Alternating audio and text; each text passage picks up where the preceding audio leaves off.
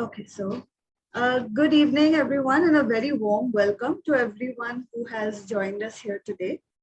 On the 75th anniversary of India's independence, we at Primus are delighted to welcome you to the virtual launch of not one, but two of our latest titles, Boundaries and Belonging, Rehabilitating Refugees, 1947 to 1971 by Dr. Pallavi Chakravarty, and Revisiting Partition, Contestation, Narratives and Memories, edited by Dr. Anindita Ghoshal.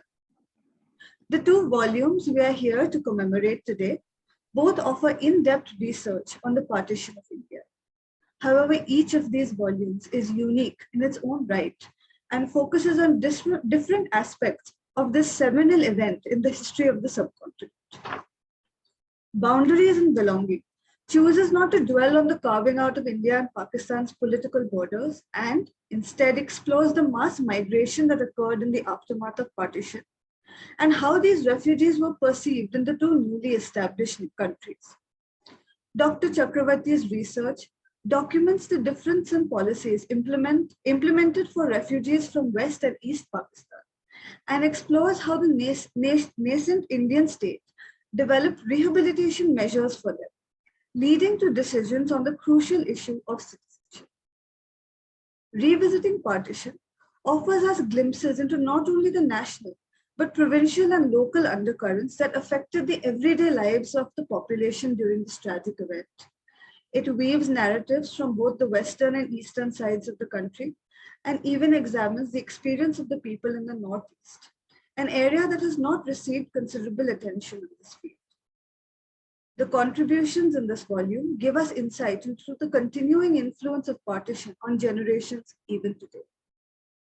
Now, please allow me to introduce our authors and our eminent panelists for this evening. Dr. Pallavi Chakravarty is Assistant Professor of History at the School of Liberal Studies, Ambedkar University. She specializes in modern Indian history.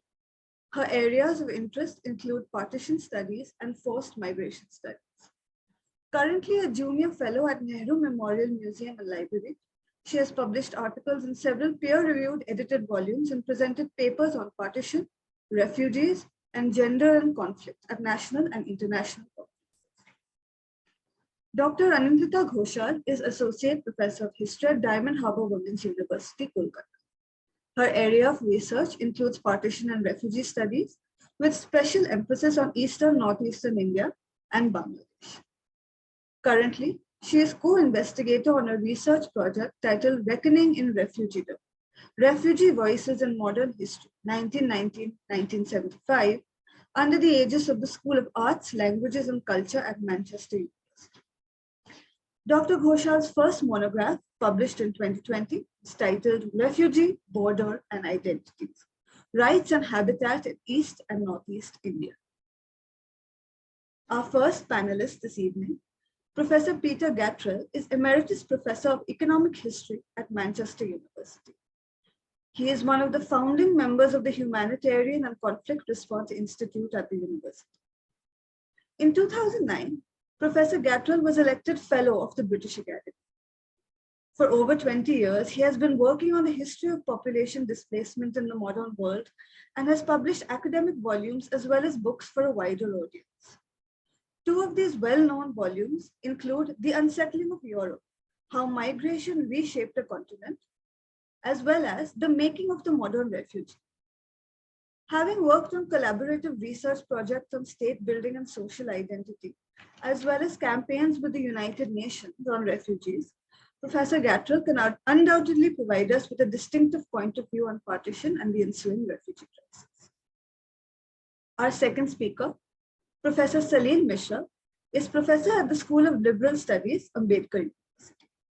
He has previously taught history at Jamia Millia Islamia and at the Indira Gandhi National Open University, as well as been assistant research officer at the Nehru Memorial Museum and Library. Professor Mishra's research interests lie in the area of partition studies, identity politics, nationalism, and communal politics, all of which are of great relevance to today's discussion. One of Professor Mishra's most crucial contributions towards research on these issues can be found in the co-edited volume Towards Freedom, a collection of rare documents on the freedom struggle of India. Our final speaker for this evening, Professor Meghna Guha-Thakurta, is Executive Director of Research Initiatives Bangladesh, an organization that focuses on action research in marginalized communities. Professor Guha-Thakurta previously taught international relations at the University of Dhaka from 1948 to 2007. With her background in partition studies, gender relations, and minority politics, specifically on oral history narratives and traditions of marginalized communities, Professor Guha-Thakurta is sure to provide us with a very unique perspective this evening. Now, after our panelists have all said a few words, we will open the floor to questions from the audience. So if anyone in the audience has questions for the authors or for the discussants, please do leave them in the Q&A box below, and please mention who your question is directed towards. Now, before we release the volume, I invite Dr. Pallavi Chaturthi to please say a few words.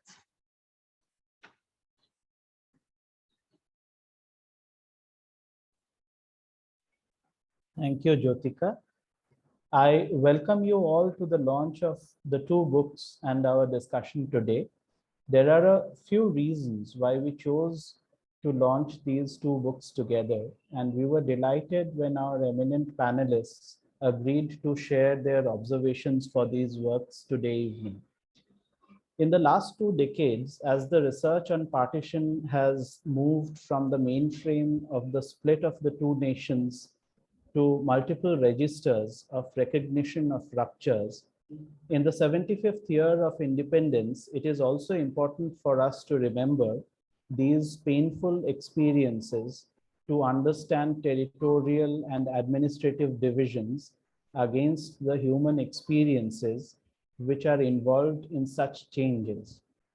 The writings of the authors and contributors of these two volumes are important for us to take cognizance of the immense shifts in studies in the area, of which I will outline only a few, as our panelists will share many more facets of these studies.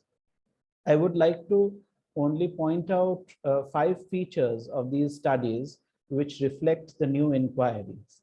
The first is the coming together of the East and the West partitions as separate and yet on the same comparative frame. This is important for the researchers and readers to take ahead in their own researches further. The second remarkable aspect is the focus on the everyday lives of people, which has become clearly important in the narratives and methods of investigation now. I find an indirect resonance of these studies with Serthiou's formulation of everyday lives altering mass cultures, even though state action and administrative interventions remain important. The third aspect which is interesting is that the circulation of culture and objects associated with memories of the partition, creating social and cultural capital, have become important markers in the studies, and some of these have been explored in the two books through aspects and avenues such as songs, reflections, or oral histories of the times. Fourth aspect, which actually two, which have become important, it becomes clear while reading these works, is that it is not just the political aspect, but economic, social, and cultural aspects of forced migrations, considerations of borderlands, presence of liminal spaces and their importance, conditions of minorities are of primary concern for the scholars of these areas. Like our authors and contributors of these two works, the research and inquiries of our panelists, Professor Peter Getrell, Professor Celine Mishra, and Professor Meghna Guha-Thakurta, revolve around these and many other emerging important trends about partition, forced migration, borderlands, and refugees. We look forward to listening to them and their observations about research of these two works. Thank you, Jyotika. I'll now turn this over to you to take it. Thank you so much for your insights, sir. Now, without any further delay, I request our panelists to release the 2 volumes and hold it up for their copies for the audience to see.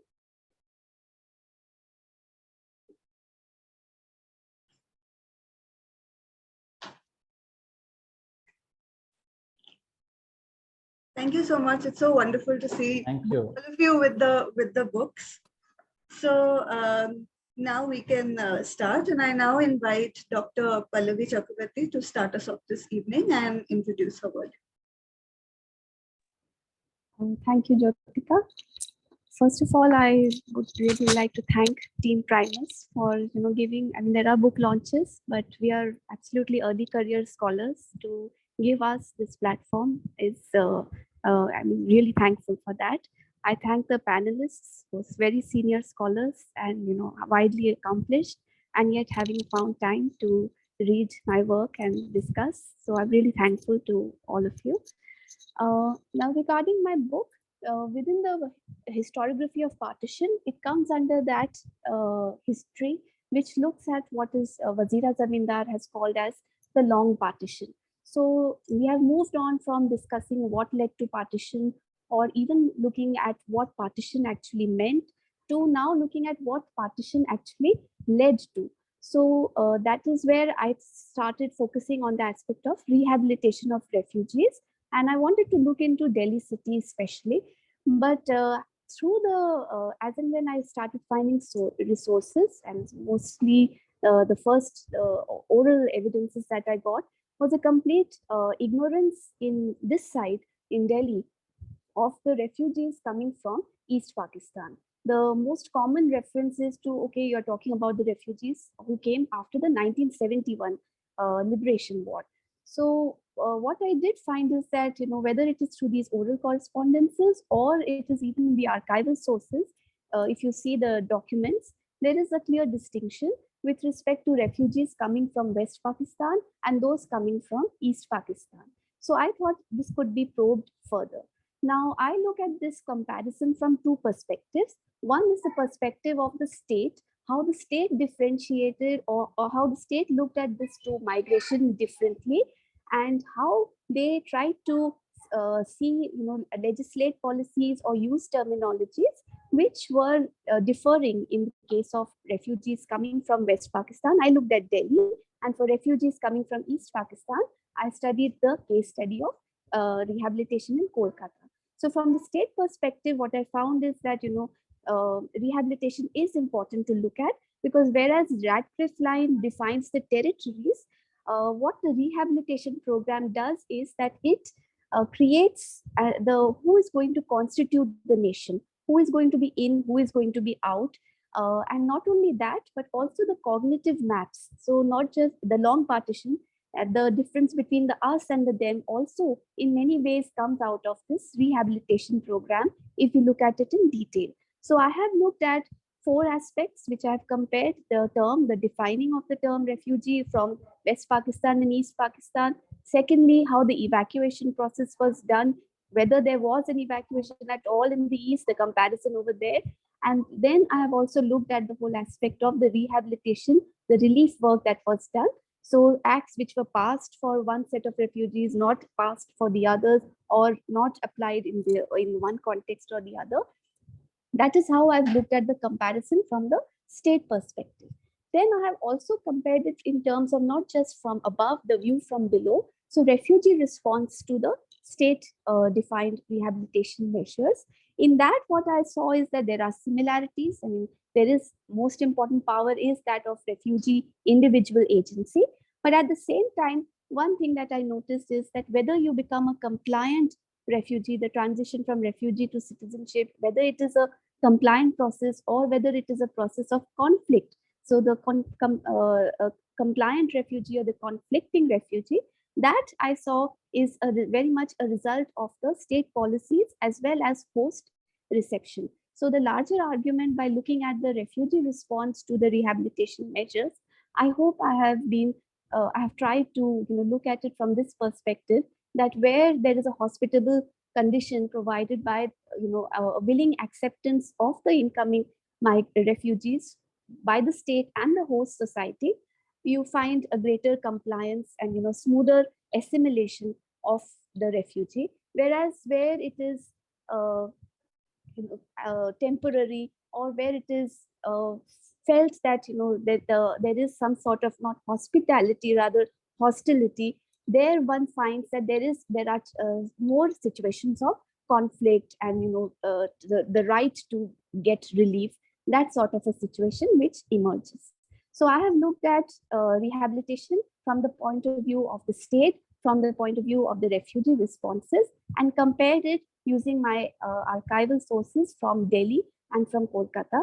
And overall, I think there are 5 chapters, and these contribute towards giving us a fair idea of what was the distinction in the rehabilitation process and what this distinction led to in terms of complications which perhaps continue even down to this day. So that's very briefly putting my work. Thank you. Thank you so much, Dr. Chakravarty.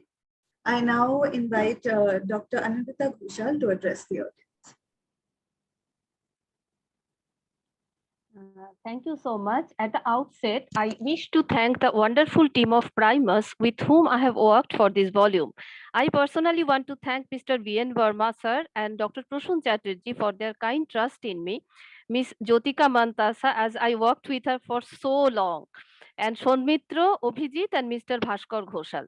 I would also take the opportunity to thank one of my mentors, Professor Peter Getrell, who is present here today as a panelist and discussant, Professor Celine Mishra and Dr. Meghna Guha-Thakurta, who have very kindly consented to discuss our books. It's so wonderful to share this event with my long-time friend, Dr. Pallavi Chakravarty, who is indeed one of the esteemed contributors to this volume. Lastly, I must express my gratitude to the wonderful contributors of this volume, not only for writing their brilliant chapters, but also for their kind cooperation, patience, and trust in me when we are finalizing the chapters of the volume after several rounds of to and fro exchanges that we had. I never had the opportunity to meet all the contributors together, either physically or virtually. I only met most of them individually. But today is a special occasion as we are expecting most of the contributors here.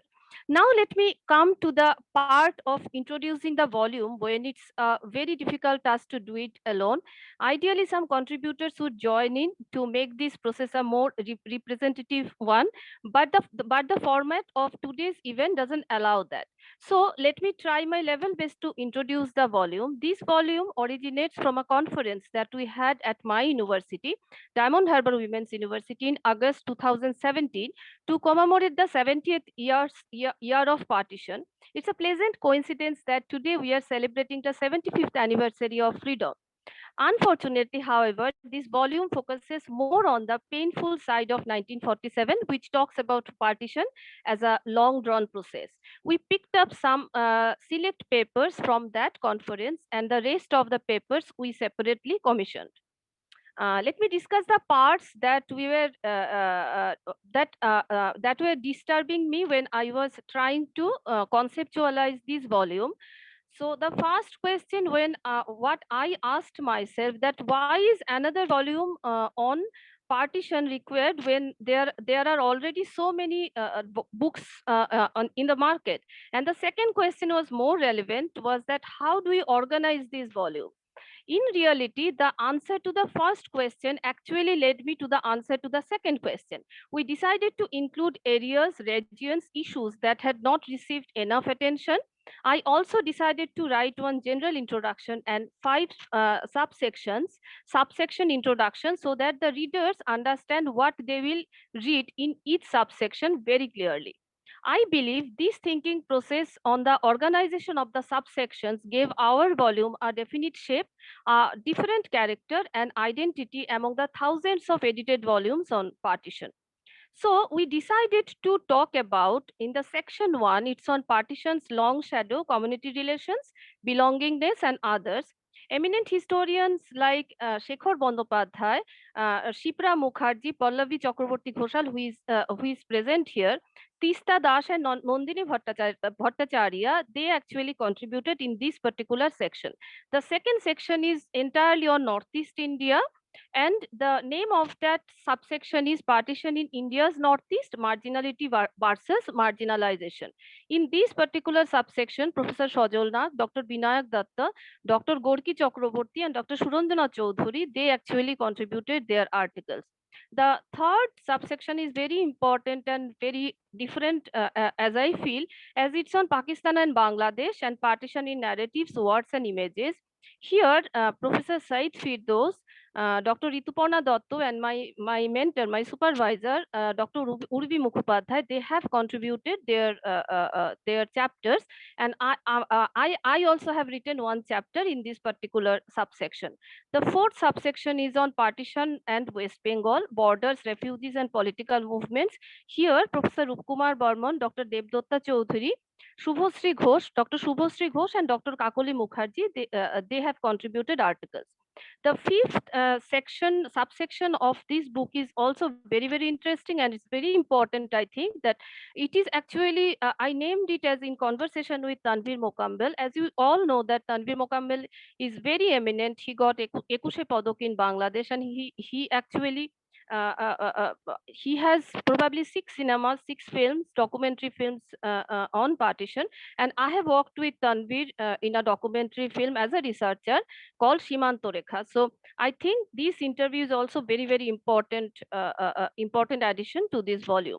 So while organizing this volume, we were conscious that we were not working on the most comprehensive volume on partition. Rather, we chose certain aspects of partition. So we were keen to work on topics that had received less attention, and we tried to focus on less studied areas like Northeast India. Some of the articles are on North Bengal and Bangladesh, and issues that were less explored, like the case study on the Lahore-based film society. It is not that common. So another important issue which I wish to mention here, that this book is essentially on the eastern borders, but when we thought of Bengal, we tried to incorporate regions in which or where the Bengali Hindu and Muslim refugees chose or were compelled to settle down. So for us, Bengal is not West Bengal. So Bengal is like, we have tried to incorporate this region as Bengal, which was actually Bengal before 1947. So we tried to locate differences within regions and between these regional entities. So we followed a different methodology here too. To do that, we have incorporated chapters as per the thematic patterns, but also researchers from different disciplinary backgrounds came together, and I'm just so proud about it. Apart from historians, researchers and academicians from English, anthropology, economics, and gender studies contributed to this volume. So lastly, I would like to have your feedback and critical opinions on this volume. If time permits, the contributors to the volume, including me, would take up a few questions, and we'll definitely address those concerns and add those insights whenever we do a new edition of this volume at some point of time in the future. Thank you so much. Thank you so much, Dr. Ghoshal. I now invite our first panelist this evening, Professor Peter Getrell, to say a few words. Well, thank you to the authors of these books and to the publisher for offering us two outstanding contributions, which in one sense are an addition to the history of modern India and adjacent states, but from another point of view are distinctive and original contributions to the field of refugee history, which is an emerging field really, but a very dynamic field over the last few years. And it's from that point of view that I wanted to make a few contributions and observations of my own. I mean, refugee history, in one sense, is about the history of the origins of displacement, the violence, the state formation, revolutionary upheavals and so forth that force people to move from one place to another. But refugee history is not just about this, it's also about the institutional histories of attempts to organize or resettle refugees. So it's about government action, about the action of non-governmental organizations and civil society actors as well. But it's also, and quite fundamentally, about the voices of refugees themselves and the kind of attempts that they make in understanding the experiences and what's happened to them. So I think what we've got here are two books, two enterprises that are really important contributions to these aspects of refugee history. And I think in the case of Pallavi's really excellent monograph, which I learned an awful lot from, in relation to refugee history, I think what is particularly important about her book is that it devotes a great deal of attention to differentiation along the axes of class and gender. And that the importance of that really can't be overstated, I think, for refugee history. And alongside that, of course, she's also comparing East and West Pakistan. So it's a very ambitious and fruitful book that she's written. Of course, she makes a lot of use of refugee testimony, letters and petitions and so forth. And of course, it's not particularly surprising, though it's very painful to read about stories of separation and loss, but also, of course, the assertiveness of refugees who are outraged at what they see as betrayal very often on the part of people in authority. And there's a lovely passage in her book where she has one refugee who says, well, there's rehabilitation, but what rehabilitation? What about something called dehabilitation? I've never come across this term before, but I thought this was just a wonderful illustration of the way that in which refugees can, as it were, answer back or confront people in authority with a sense of what it is they're supposed to be doing or should be doing. And alongside this and the attention she gives to the assertiveness and activism of women refugees, there's one other thing that I think was really remarkable about her book, where she has a few pages on what she calls the marginal within the marginalia, or the marginals within the marginal. And she has a few pages on those who are caught up, who are trapped as prisoners or inmates of mental hospitals. And I just thought this was a wonderful illustration of the new directions in which we can take refugee history. So really many congratulations for what you've done. And Anindita, as she says, it's very difficult to kind of encapsulate in a few words the kind of enormous range of what's going on in the book that she's put together. But it has so much of interest, partly because, as she says, the focus is not just on Bengal, but on Northeast India as well. And again, the attention that she gives to issues of separation and division is a major thread throughout the book.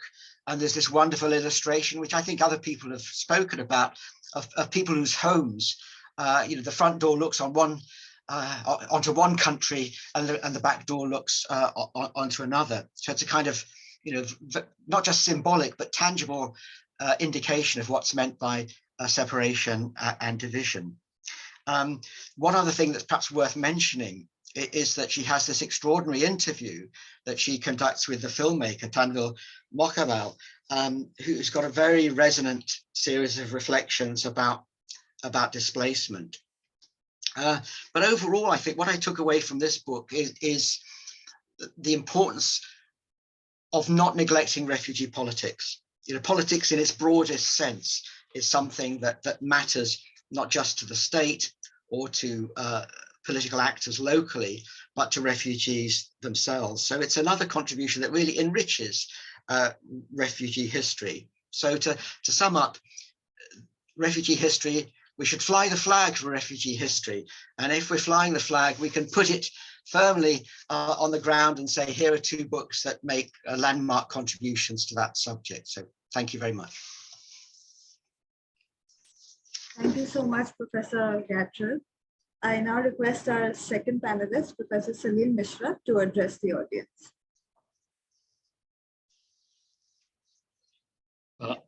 Thank you very much, Jyotika.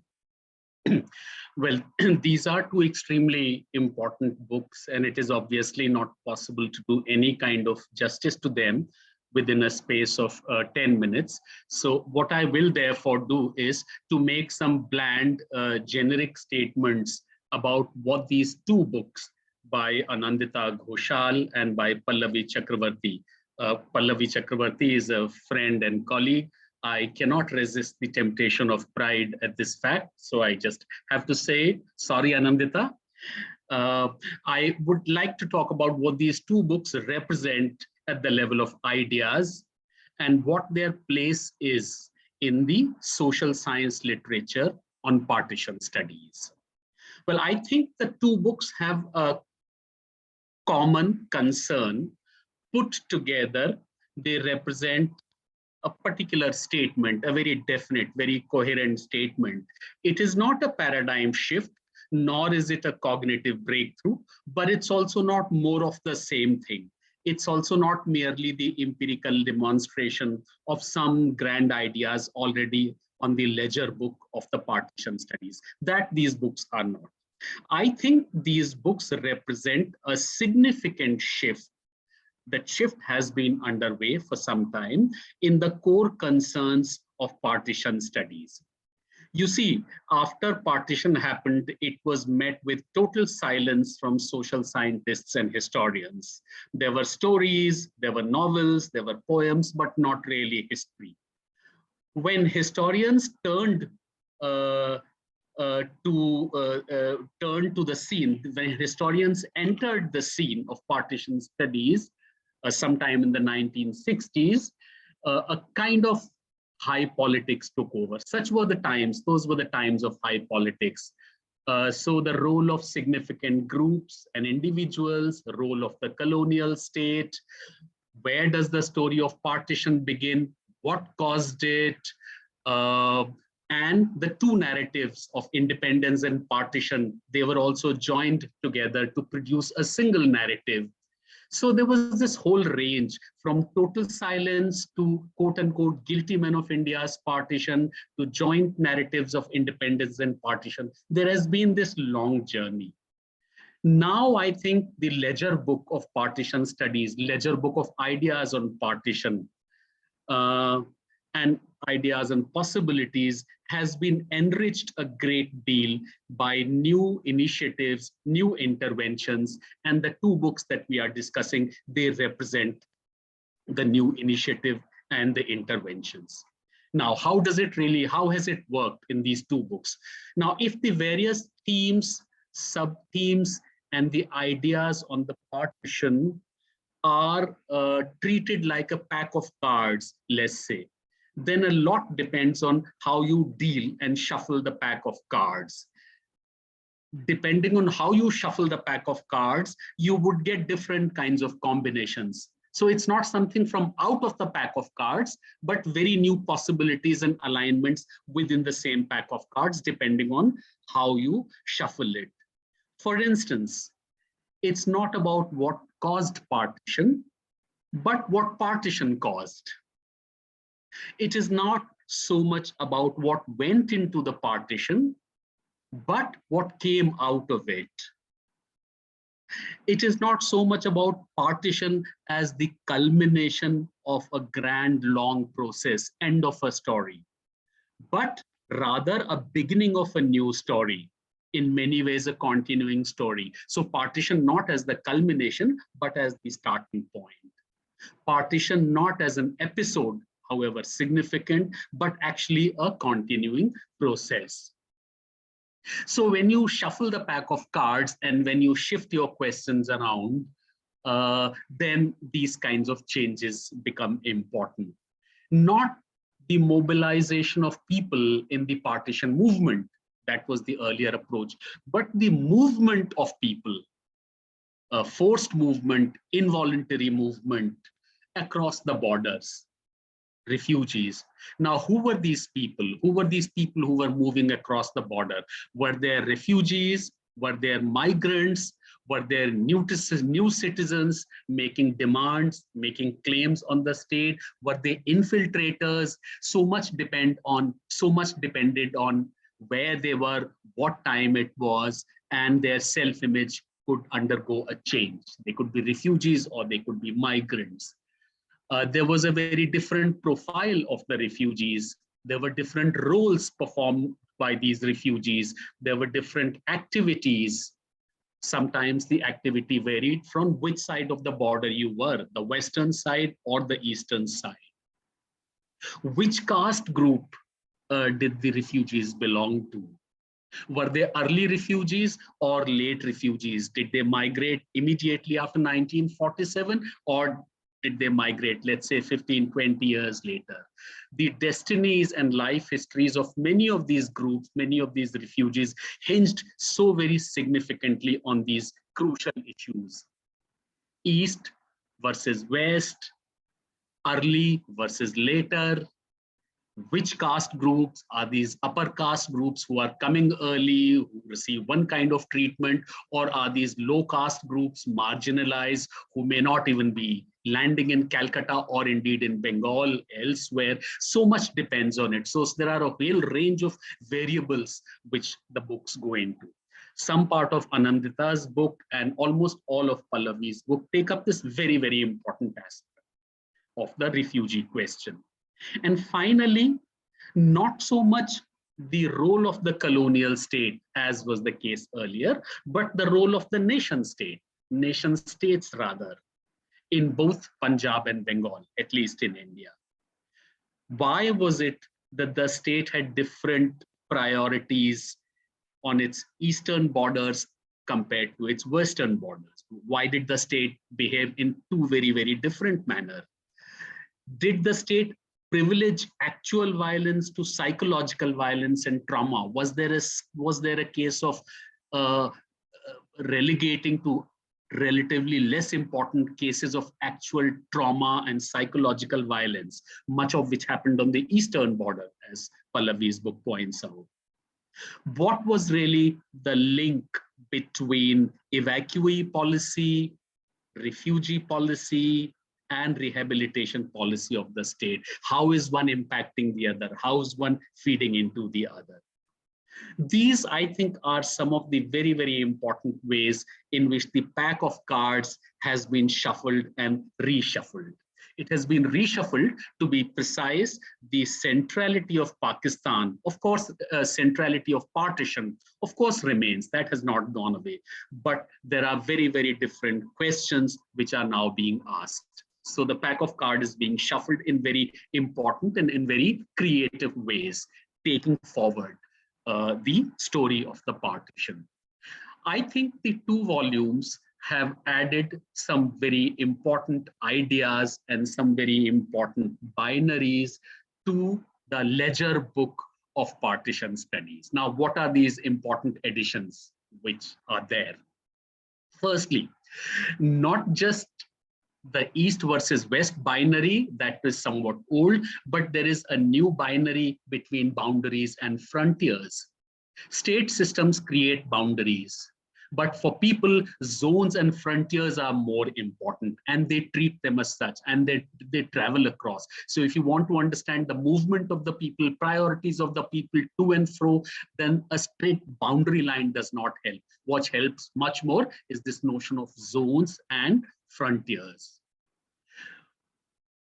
We also need to unpack the notion of refugees and add significant inputs from Bengal experience, particularly, to enrich the concept of refugee in general.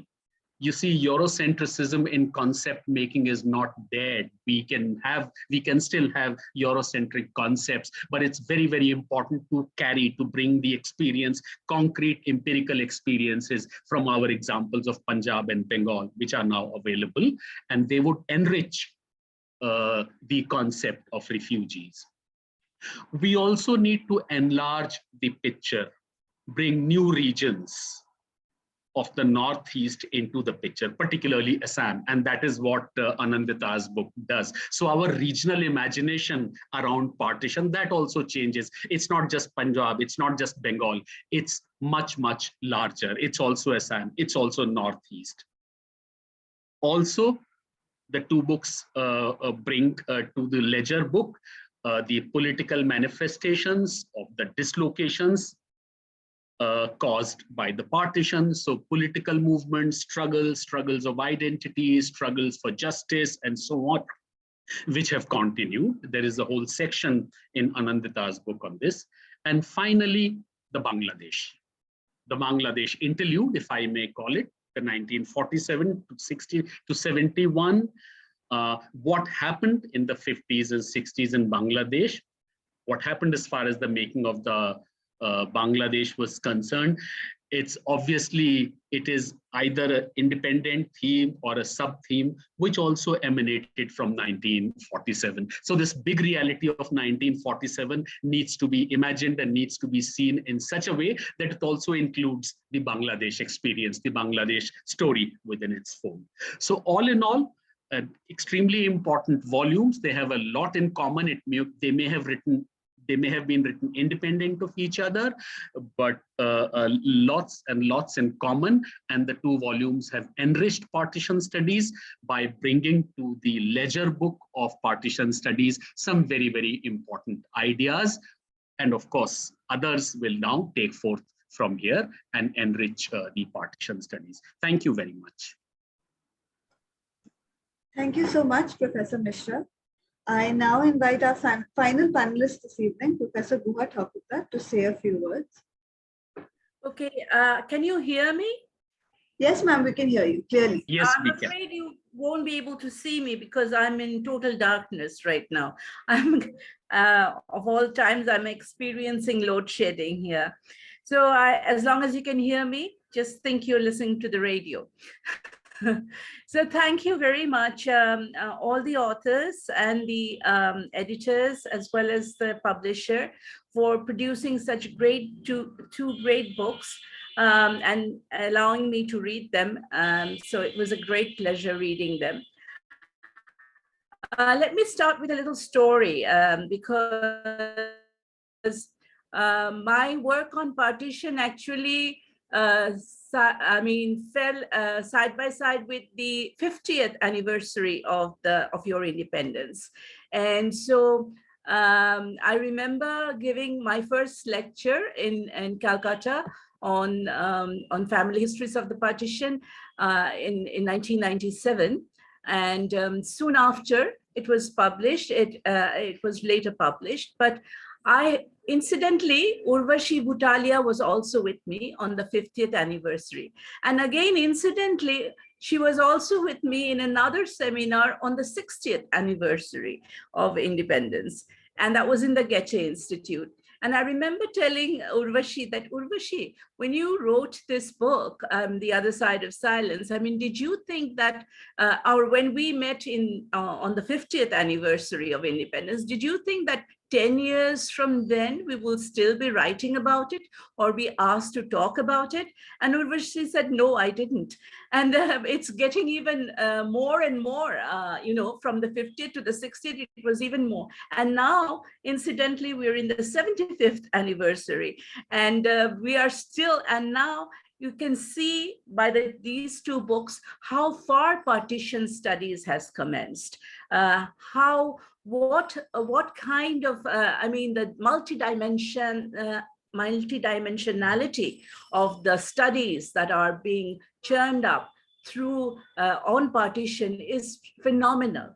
And I congratulate Primus publishers so that you could bring out these two books on the 75th anniversary, and which really means looking at partition in new ways. Now, it has already been said in what kind of ways, but I think first Pallavi Chakravarty, hers is, I found it more like, of course, she has done extensive research and very intensive archival work, and I really commend her methodological rigor that she has brought in. So although we the partition studies that we talk about, Urvashi, Ritu Meden, etc., have all based their work on oral history. But we see move from oral history towards, as Anindita said, the different academic aspects, different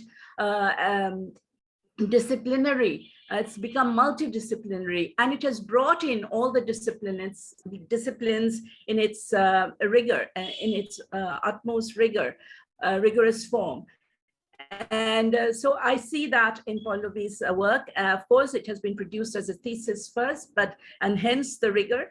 But I think that she has also embedded herself or entrenched her work in the history of partition studies that has taken place so far. She has looked at the earlier studies, her contemporaries, as well as she has laid a platform in which to think ahead of time. And I liked her methodological approach, which was a comparative approach of looking at East and West, but using very, very thorough archival research. And I congratulate Pallavi for that, for your really hard work. And now coming to Anindita's exploratory volume, I would say exploratory because it really tests the boundaries and engages in very new dimensions of research, both geographically as well as in terms of academia, as well as in terms of ideas. So I know that she had a lot to contend with, because to bring all these very, very rich articles and these rich writings all together, but she's done it brilliantly. And I think what's engaging, of course, I could not read all the articles, you must excuse me for that, but I did specifically look at the Bangladesh bit, and also a little bit because of the minority studies that I work with. So I looked at it, how you have engaged, various authors have engaged, as well as your keynote speaker have engaged in both at different levels of analysis within the same kind of issue, which is Namashudras or caste during partition, but looking at both from the policy angles as well as at the ground level, the societal angle. And I think that's, and so your volume really enriches our knowledge, because it sort of intermingles both the macro level as well as the meta-narratives of partition, as well as the micro-narratives. And that I found very, very helpful for my understanding from different sources. About the Bangladesh bit, I will say that it is really very heartwarming to see Bangladesh feature in such a prominent way in your work. We as Bangladeshis are especially grateful to you. Most of the work that I know of, including yourself, I mean, there are people I know. I particularly liked what Pallavi has brought in as a comparative study of the Muslims in West Bengal, as well as in Punjab. You have brought in through, I think it was, what was the name of Pratima Samdatto? I forget the name. I just remembered. I just read it, but sorry? Rituparna Datta. Rituparna Datta. It's a fascinating article I found, actually looking at returned Muslims, and where Pallavi engages with the what makes you a citizen. I mean, negotiating citizenship on being a returned Muslim. Horrendous kind of experience. I would say I would never have thought it to occur so much. So in that form. So I really liked that she brought it in a very interesting way, and also very thorough research, I must say. And finally, I would just like to point out in terms of further studies, I think Anindita in her introduction has laid out a kind of all the kind of genres of partition research that has taken place. And in that, she has at one point said that partition in the initial stages, there were books which looked at partition along with other partitions in the world, Palestine, Germany. And here I think that perhaps it is also, there are two things which we can move from here. And one direction is to go back to that comparative angle of looking at partition globally, and then looking at South Asian partition specifically. And it has already been said by some of our learned panelists that how we can see it contribute towards partition studies globally. And I would like to use one, again, an example from my own experience. I was once taken to Bremen, Germany, to do a 5 days course on South Asia. It was a very funny course. It was in the Department of Geography, but I failed to make them understand what South Asia was. And in the first 2-3 days, I gave up. And I said that they were mostly German, but they were also from Hungary and from other parts of Europe, Russia, etc. And then I presented my work on partition, family histories of the partition. And then I gave them homework of using this methodology and taking it out to wherever they want to go. Turkish people in Germany, Hungarian people in Germany, Russian people in Germany, or their own fathers and mothers, and to ask them through this what happened to their family. And they had amazing, amazing stories to tell. So South Asian partition should not stay in South Asia. It is so rich lesson to learn for the world and to exchange knowledge with. I had a Russian girl in the class who was sitting very bored in the last bench in the first, but once she started asking her mother about how she came from Kazakhstan, and because that was also through the Citizenship Act, which allowed Germany to bring in Russia if you had your blood relationship with a German, if your forefathers had a blood relationship in Germany, then you could migrate, and how she migrated and her experience, which the girl had no knowledge about before she did this work. So it is amazing what you can do. And I would ask our partition historians or anthropologists or artists and literary people who can take it to the world from this platform, and at the same time engage also other parts of South Asia, as you have already done, and other dimensions of partition. I also have one other conversation which came up during my reading, was something I would like to take up as well, that we don't always have to look at continuity. Like, everyone uses the word prolonged partition or long-term, long partitions, long shadow. But the thing is, we have also changed from 1947. Bangladesh has become a modern nation state. India has become, well, modern and Hindutva nation state. So all kinds of things are happening. In Bangladesh, global Islam has come in. Citizenship Act revision is taking place in Assam and other places. So all these, sometimes when I was working with family histories and I interviewed families, I always thought that where is the cutoff point in partition? So it's also it's also important to remember cutoff points, disjunctures, ruptures. Not everything is a continuity. Not everything is about the identitarian politics that we see partition carry. Up till 64 in Bangladesh, it's okay to say that. But after that, after the independence of Bangladesh, other factors have come in, which relate to the workings of the modern nation state. How do we differ them from the partition study. That is also something that we need to look at.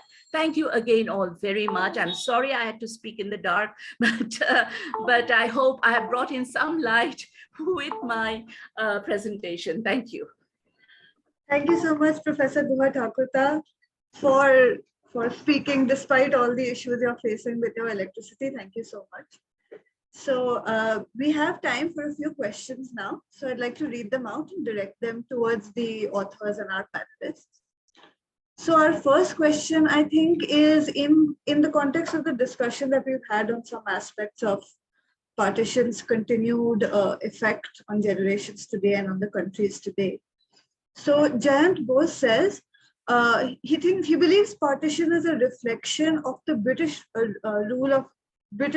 divide and rule policy practiced, but it appears he believes that we have not learned anything from our history.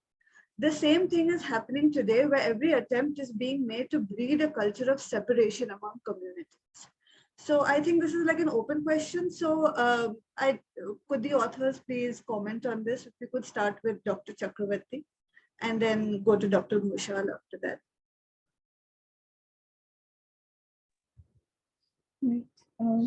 So I think it's more than a question, it's perhaps a comment that is being made on this whole idea of continuing separations maybe. And I mean, both the comments are a little bit different. One is, of course, talking about the British divide and rule policies, and maybe there are works which look into comparisons of all the partitions and, you know, how is seen as an exit strategy. That is also one theory, that decolonization as exit strategy. So in the case of, you know, whether it's Israel, whether it is in the case of India or the Koreas, it has been seen like that. So that would, yes, there are works which discuss it on that perspective. And the second one is, I think, a more contemporary aspect, which is being asked. And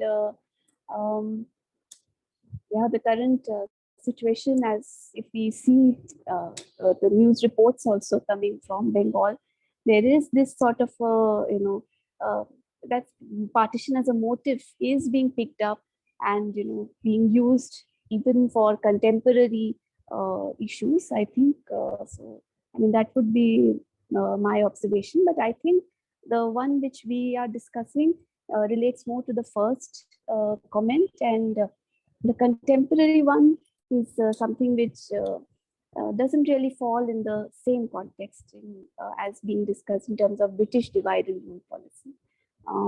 That would be my comments on this. Dr. Ghoshal, would you like to comment on the same issue of divide and rule and then the same concept being applied in, say, modern day India? Thank you so much. Thanks to Pallavi for responding to this question. And she's probably right in saying that it is more like a comment, not a question.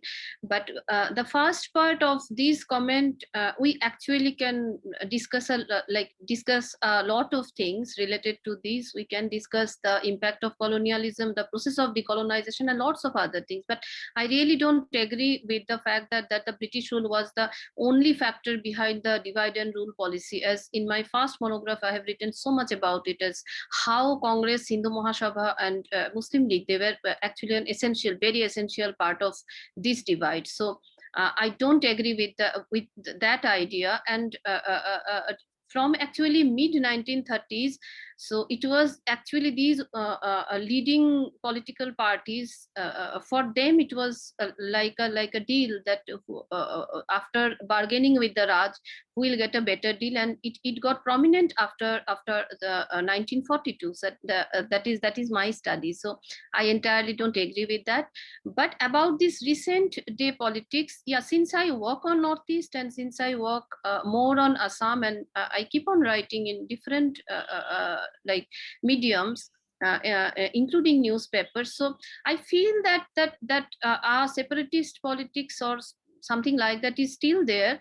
but I don't think that that we may compare it with the partition politics as just like the way Meghna Guha-Thakurta has mentioned, that we need to understand the nature of change of the Indian politics, number one, and the nature of change of the mentality of even the masses, the political parties, the leaders, and the subjects. So these are, I think, very, very important, crucial things. And also in case of India, as we know that the idea of diversity is there, and if we talk about the states and the leaders and the masses and how they perceive all these things, it's just so different. So we can't actually we can't say that some points or some concepts or something is applicable to everywhere. So the South Indian politics is so different from the North Indian politics, and the Northeastern region is so different from the other regions. So that is my response. Thank you. Thank you. Very insightful comments on continuities versus change from the time from colonial India. So our second question is from Nandita Basu, and is for all the panelists. So perhaps we could go one by one. So Nandita Basu is subject is literature. So she asks, my question to the panelists is, what are historians' take on creative literature written on partition? For example, the story Toba Tek Singh, written by Saadat Hasan Manto, or Notun Ihudi, which is a Bengali play written by Salil. So could we perhaps start with Professor Gatrell on the historian's take on partition literature, and then we'll get comments from each of the panelists. Okay. Oh, it's a great question. I can best answer it by saying that when I tried to write a global history of refugees in the 20th century, I was obviously reading secondary literature and, where possible, some archival source material. But the kinds of questions that I was interested in were often driven by what I read of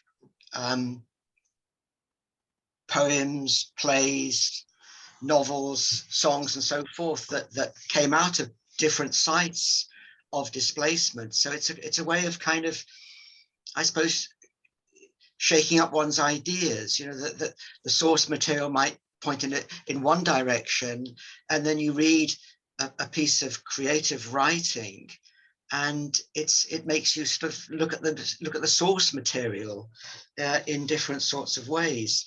At the moment, it's perhaps not terribly well known anymore, but a Russian refugee after 1917 who made her way to France, called Nina Babarova, in the 1930s was writing a series of short stories about the lives of Russian refugees, emigres from the revolution, in a suburb of Paris. Or there's some wonderful material that comes out of different contexts in which creative writers are talking about the kind of pressures of having to deal with bureaucracies, officials, frontier guards, or people who issue passports and visas. And there's something very visceral and direct and immediate about reading these through the lens of a creative writer. So I absolutely agree with you that we shouldn't close our eyes to imaginative works of literature. They can be a very provocative and stimulating way of how you interpret the source material at your disposal. Professor Mishra, would you like to comment on the same issue? Yes, I think there are principally three ways in which literature is important for historians and has been used over the years. The traditional way was, of course, to treat literature as a source along with other sources. There were literary sources, and therefore historians went to the novels and the stories and used them. But of late, there is yet another dimension, and the dimension is that since history writing has shifted in a big way towards people, their world, their subjectivities which are very important, their experiences, their traumas, many of which may not be available in official documents or the known traditional historical documents. So if we want to get a sense of that subjective world, the world of, and in partition, it's particularly important, then I think you have to go to literature, you have to go to stories. And thirdly, I think it's important that people are not simply, there was this 19th century social science idea that people don't know, that it's the social scientist who culls out, who builds his or her own causation on the basis of popular actions. Now, I think the notion of an intelligent being, intelligent subject is very, very important.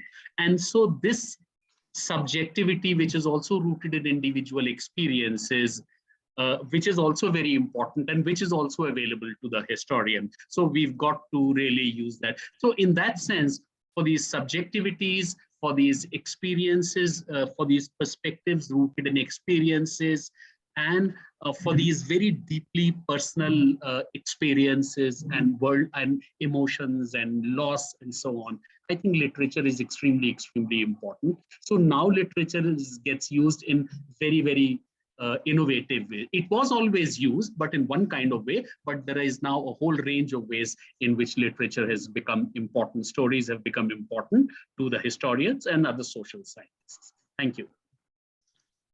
Professor Guha-Thakurta, we'd love to hear your thoughts on this as well.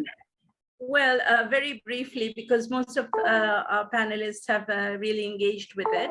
I think sometimes, facts are stranger than fiction. So you might end up with a fantastic fiction by just looking at history itself. All the stories that we have seen in these two books are deserving, to be a novel or a short story, because sometimes the overlap of what is fiction and what is reality is what makes history, and what makes history very painful or very interesting or very mysterious. So I would think that it is the duty of all of us to look at literature and as well as historical archives, and that literature is very much part of historical archives. I once again, I go back to my reading of Holocaust, and one of the most engrossing work that I have done is, I've forgotten the name of the book, but it is a study of the third generation of memories of the third generation of the Holocaust, and how they have not been born at that time, but have been receiving being transmitted images from their parents. And that made an amazing storytelling, and for me, it's literature because it has an emotive content, but it is history because it's true. Thank you.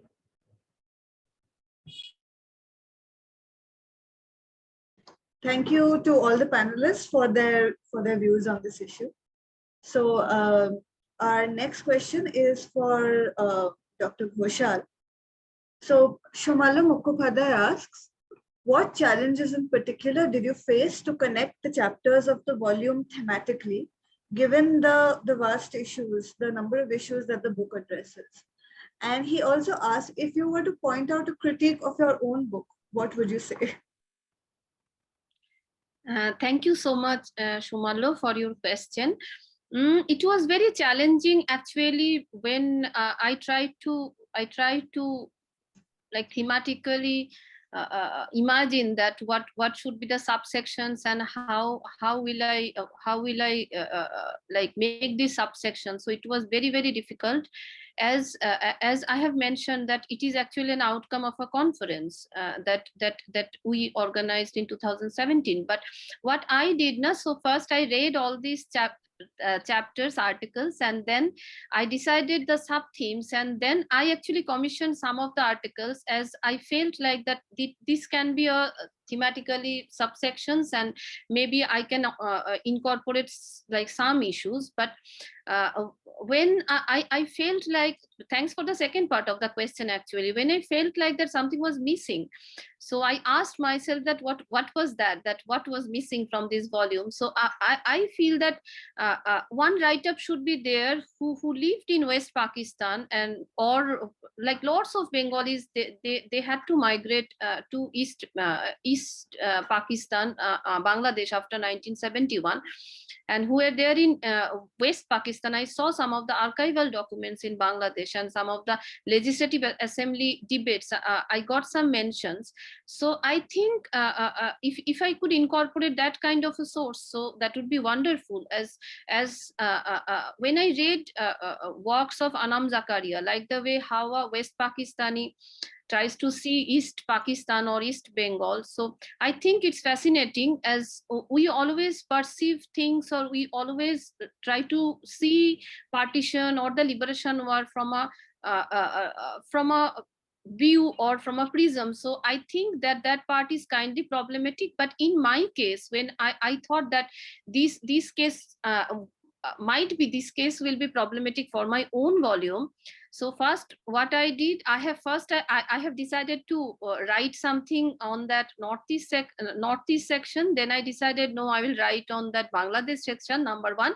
And number two, at that point of time, I have decided to interview Tanvir and make that a subsection, as he is someone who lived in this side, like in United Indian Territory, as his father was a civil servant, and he lived in Kolkata, he lived in Shillong with his father. So I thought that through him probably I can get a very different kind of view. And also he visited Pakistan for his film, so I thought he will be the right person to bridge this gap. So that was the coping mechanism that I have opted. But probably that is the critique that might be a critique of my book. Thank you.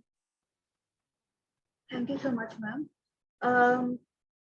Dr. Chakravarty, perhaps you could comment on this next question for us. So this is by Santram Antil. How far does the anthropological concept of the everyday allow us to capture the experience of partition in contemporary settings after the second or third generation? And what form, like films or oral narratives, do you think these could take on, or are the best for this? Santram happens to be my student as well, so it's nice to see he's attended this. And it's a very interesting question put across. The only thing that I have not understood with this is this: what is, if he could clarify, what is this technological context? Because I could then perhaps respond a little bit better. Because whereas I can talk about the interdisciplinary aspects used, I have not somehow understood the question in terms of what is this technological context that he's asking. But if I have to talk about the interdisciplinary one, that I can say, of course, partition studies, and that's how the everyday aspect which he's talking about, that is used in this way, and that is what our works, both our books, have tried to look at. Is, try to make a shift from looking at just the political aspect, or just looking at, say, a question of what and why, as I was first saying, now to look at, how this partition was experienced in the everyday context, in the regular interactions of, say, the refugees when in the camp, or in the, even in the process of just incoming migration, how you're dealing with the government at that time. But what I couldn't understand is this technological context. So either if you can clarify, or anybody else wants to take this question. Sorry, just as a clarification, Dr. Chakravarty, what I see is, later someone has written about, that is Sean Mitra, who has written about the documentation aspect of the partition and the emotions associated with it. So maybe that is what Santram Antil talks about in terms of the technological context. I'm just guessing. Or perhaps even if we don't consider just the technological part of the question, perhaps you could comment more on the anthropological concept of the everyday in capturing experiences of partition. I think Yeah, that's that is something which we have been trying to do in this work, and in terms of new forms of archiving. Okay, I think Santram is giving that. Yeah, so then it's Dr. Chatterjee is right. Perhaps the two questions can be clubbed together. So yes, in terms of using the sources, many of the times I have also referred to the 1947 partition archive, and there is a lot of discussion on how these oral histories are recorded. So sometimes, and I think I can then answer both these, to take both these questions together, to just say that yes, oral history has become one of the important sources, but not only oral history, we also find literature works, as already pointed out here by Professor Basu as well, that these are some of the alternate archives which we are trying to use. And there are limitations also in its use. I mean, there's a lot of limitations that one talks about oral history when it is either through the direct video recording or through the recorder, or when it is, put onto like these websites, publicly accessed websites. There is a lot of, current context which feeds into these memories also. So one needs to keep those limitations in mind as well. But as a historian, what we do try to keep doing is that, these oral histories do point out to important newer areas. Like, for example, in my case, as I said, the very beginning of the book itself, is from the fact that my correspondents in Delhi were completely clueless about, the rehabilitation situation of refugees coming from East Pakistan. So I think that gave a full new dimension to look into, the rehabilitation question. What are the ignored aspects? Somewhere oral history directs you towards that. And likewise, literature, as I have looked at asylum inmates or prisoners, these are also coming from literary sources, like Toba Texing.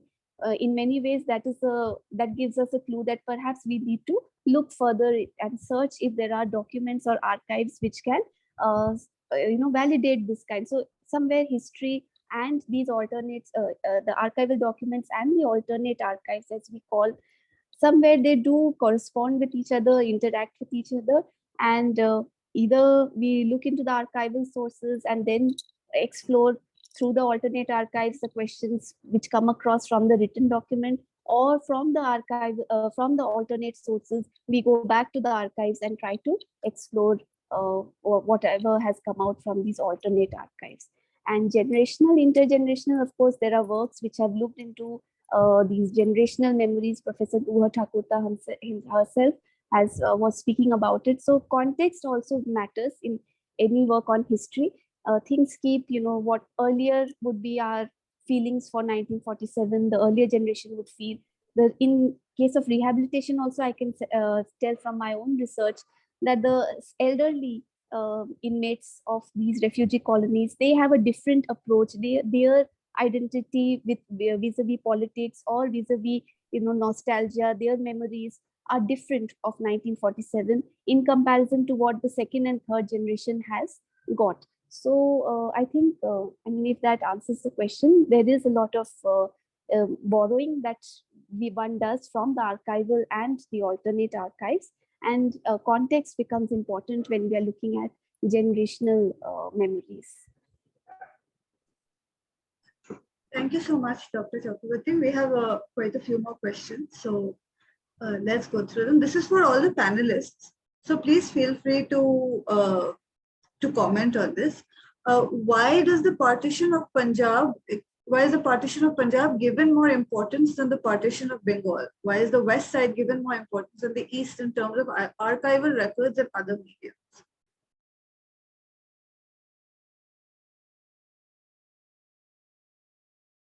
Well, I think it's quite clear. That is the importance of these two books. I use the expression of ledger book of historical ideas, on the partition studies. There was a time when I think much of the attention was hogged by the Punjab experiences and not so much by Bengal. But that's no longer the case. And these two books are a case in point. So if we look upon this research as an ongoing process, the new questions come up, they get dealt with. So this would have been an important question some time back, but I don't think it's a very important question now. And these two books actually demonstrate that now the other side, Bengal and also other regions, they should and they are receiving a lot of attention. Thank you so much.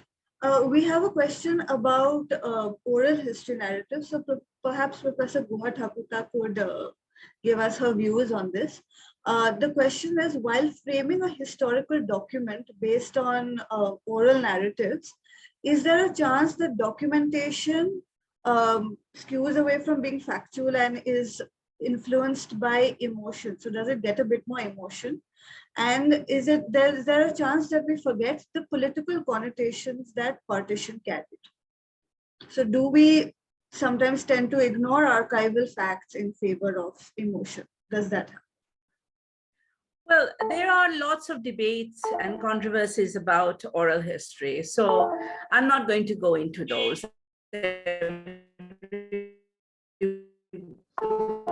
Everyone who's worked on it knows about it. But I think oral history without some kind of documentation, at least looking at social history or looking at archives to back it up or contextualizing it. Oral history by themselves are very engaging and very they do transmit some kind of knowledge, the details, the nitty-gritty details of one's life and the feelings and the emotions. One has to listen to people because history is about people. So therefore, I don't think that, I do think oral history is important, but if you are going to, draw a picture or analyze a particular period, you would also have to look at the details, the documents, etc. For example, Said Firdaus, in his article, he talked about a Bihari who had migrated to Bangladesh and talked about his opinion about Pakistan state, etc. And then he could only find a kind of a platform to work on this narrative only when he went to the archives and found a particular document which was during the Ayub's regime in Pakistan, was talking about what the Pakistan state is and what it should be and how they look upon migrants, etc. So I think, and about Bengali being Sanskritized and hence a Hindu thing, all these have to have relevance with archival documents. So I think the ideal narrative should be both, but of course you can just go by oral history if you want to know in detail about a particular event or a particular, especially it's very important when it is when you're trying to unearth a new knowledge or knowledge that has not been, or voices that has not been heard before. And with subaltern studies being part and parcel of Indian social history, I think this is a very important insight which we get from subaltern studies, that people who do not know how to read and write have left their impressions on history through voice. And somehow or the other, you have to listen to those voices. And oral history is the only way to do that. Thank you. Thank you so much, ma'am. Since we're running a little on time, I'd like to get both the authors' comments on two questions together, if I could just club them together.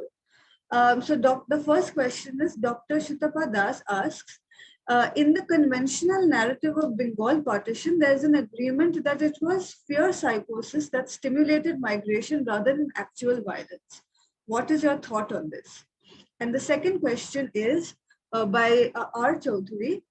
what do you think will be the biggest challenge in the study of partition history in the coming years? So Dr. Chakravarty, if you could just give us your comments on both these questions.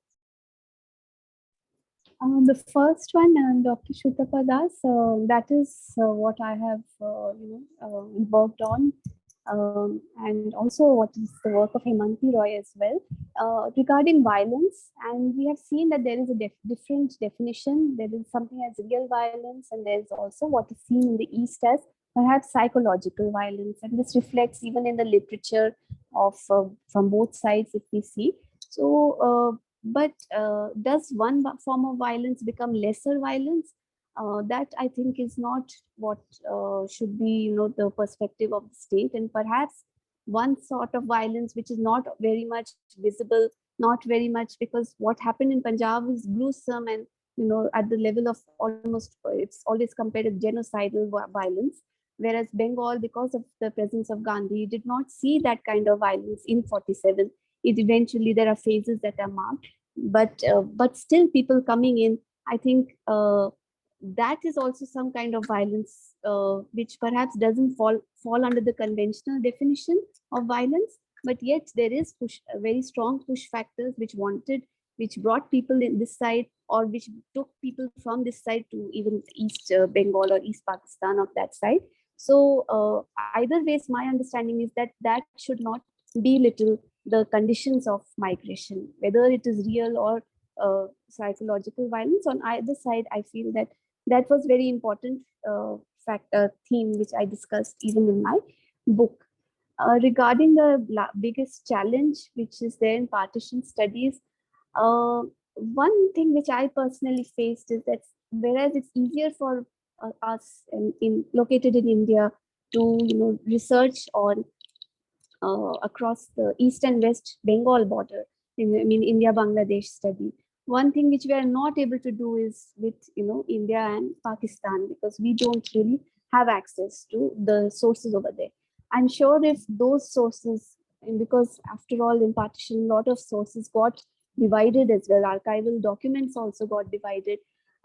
If it is possible that one could see more in terms of primary works coming from that side, and even I'm sure for scholars working in Pakistan, for them to have access to sources which are there over here, I think there is greater possibility of newer questions coming up, newer things which have been overlooked. There must be things which are overlooked, ignored, which come out from the archival sources. That would be one thing I feel that that's a challenge today. And I personally also feel that is one lacuna which is there in the works, that you have to be based out of the South Asian region to have full access to the documents, and perhaps that results in a lot of maybe some features of partition, facets of partition, which are overlooked on this side. That is my understanding. Dr. Ghoshal, we'd love to hear your views on these two questions as well. Thank you so much. Can you please repeat the first question again? I was listening to Pallavi, so I forgot the first question. Yeah. The first question is in the conventional narrative of Bengal partition, there is an agreement to fear violence. Yes, that stimulates. And the second question is the biggest challenge to the study of partition history. Yeah. Okay, so let me start with the first question. I think it is partially right, actually, that the nature of violence and the nature of like bloodsheds and everything was very, very different in case of Bengal, as I have conducted lots of oral interviews, many oral interviews actually, and I asked each and everyone that why did you migrate, or why did you decide, your family decided to migrate? So did you face anything, any problematic thing, or did you face any riot situation? And in most of the cases, maybe in 90% of the cases, the respondents, they said that they heard that something happened in the nearby village or something happened to a relative or something like that, but they didn't face a real violence or they didn't face a real right situation in case of Bengal. So I believe that the way the psychologists, they have termed it as soft violence. I think that term, probably that terminology and probably that essence is also right, especially when I from my oral history experiences, I can feel that. And another thing is very important, as since the partition migration was in waves in case of Bengal. So basic nature of different from the western borders or the refugees who have migrated through the western borders. So I partially agree actually with this question. And the second question, just like the way Pallavi has mentioned, I know some of the scholars who works in USA or into the materials and other places, but we don't get that access. That is number one. I think that is a problematic part. And another thing I wish to mention here, that when since I work on Bangladesh and I'm working for a decade probably now, so I always found in Bangladesh, when I tried to locate materials, I found so many materials on the War of Liberation of 1971, but actually in Bangladesh at that point of time it was East Bengal. So when I tried to locate the primary sources, even in the archives and other sources, so I didn't get much sources in Bangladesh on 1947.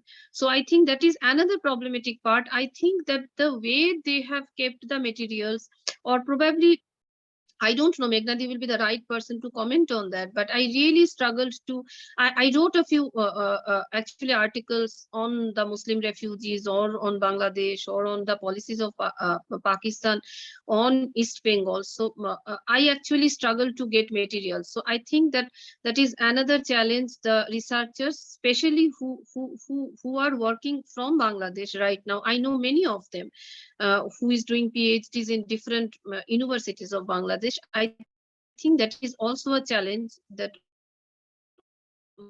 when the future generation will try to do.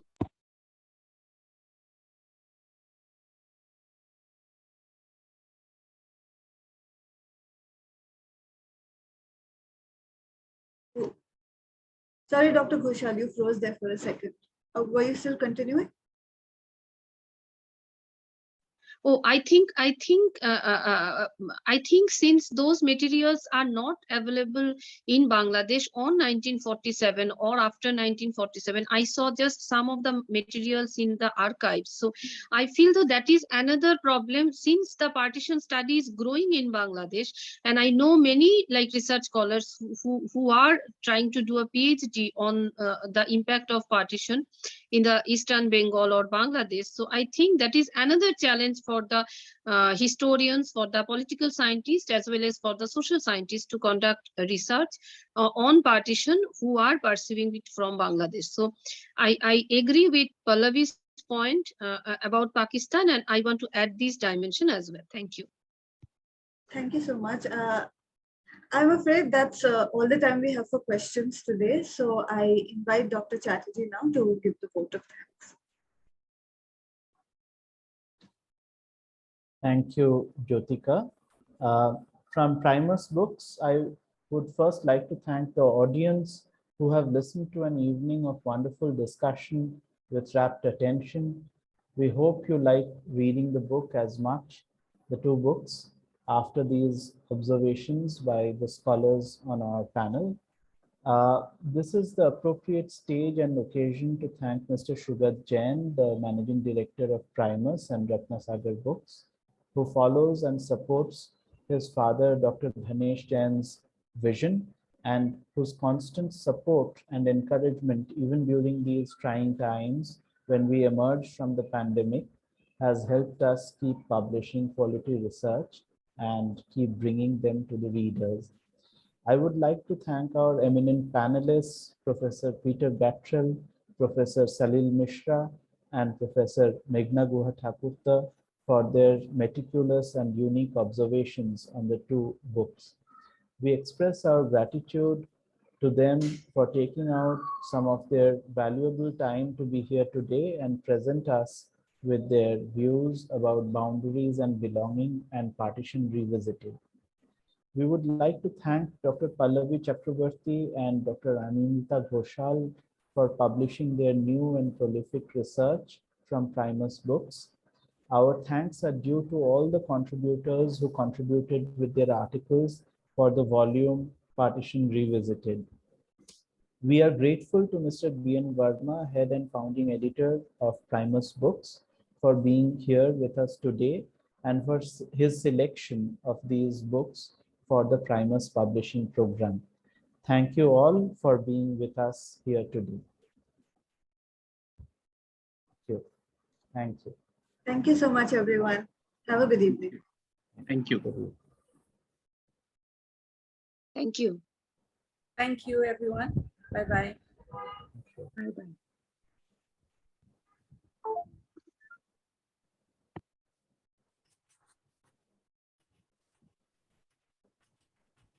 Okay, Shamitra, can you close the session?